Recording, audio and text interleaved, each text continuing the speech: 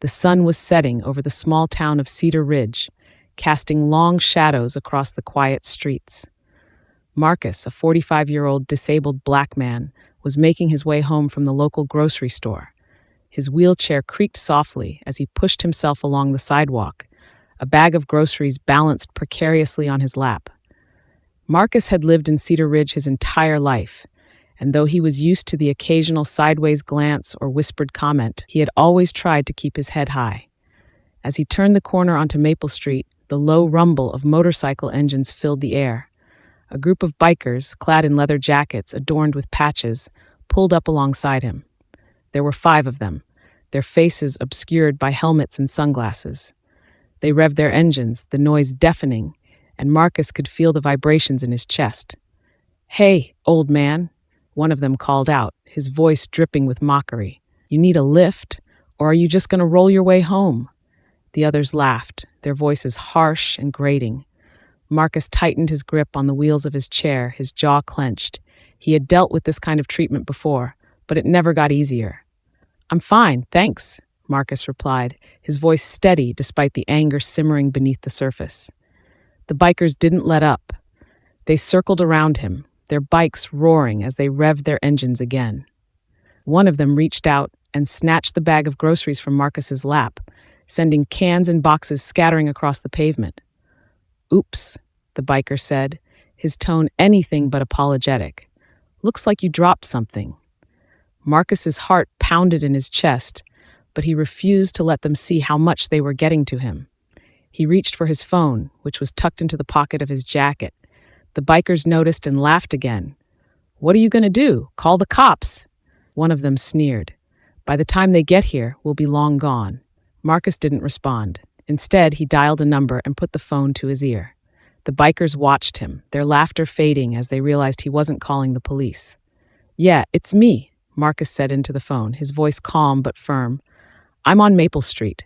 Got a situation here. Could use some backup." The bikers exchanged uneasy glances. Backup? Who was this guy calling? A few minutes later, the sound of more motorcycles filled the air. But these weren't just any bikes. They were sleek, powerful machines, ridden by a group of men and women who looked like they meant business. They pulled up alongside Marcus, forming a protective circle around him. The leader of the new group, a tall woman with a no-nonsense expression, stepped forward. She removed her helmet, revealing a sharp gaze that immediately made the harassing bikers shrink back. "Marcus," she said, nodding in his direction. "You okay?" "I'm fine, Lena," Marcus replied. "Just dealing with some unwelcome visitors." Lena turned her attention to the bikers, who were now looking decidedly less confident. "You boys have a problem with my friend here?" she asked, her voice cold and steady. The bikers stammered, their bravado evaporating in the face of Lena's intimidating presence. "No, ma'am," one of them managed to say. "We were just messing around." "Well, consider this your warning," Lena said, taking a step closer. "If I ever see you bothering Marcus or anyone else again, you'll regret it. Now pick up his groceries and get out of here." The bikers scrambled to obey, quickly gathering the scattered items and placing them back in Marcus's bag. Without another word, they mounted their bikes and sped off, their earlier confidence completely shattered. Marcus watched them go, a small smile tugging at the corners of his mouth. He turned to Lena and the rest of the group, nodding in gratitude. "Thanks, guys," he said. "I owe you one."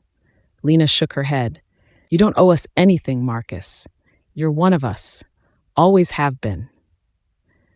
As the group rode off into the night, Marcus continued on his way home. The weight of the encounter lifted from his shoulders. He knew that not everyone would understand the bond he shared with Lena and the others. But it didn't matter. They had his back, and that was all he needed. And as for the bikers who had tried to intimidate him, well, they had learned a valuable lesson that night. Underestimating someone based on their appearance or abilities could lead to a very humbling experience. And Marcus? He was just glad he had friends who could make that lesson stick.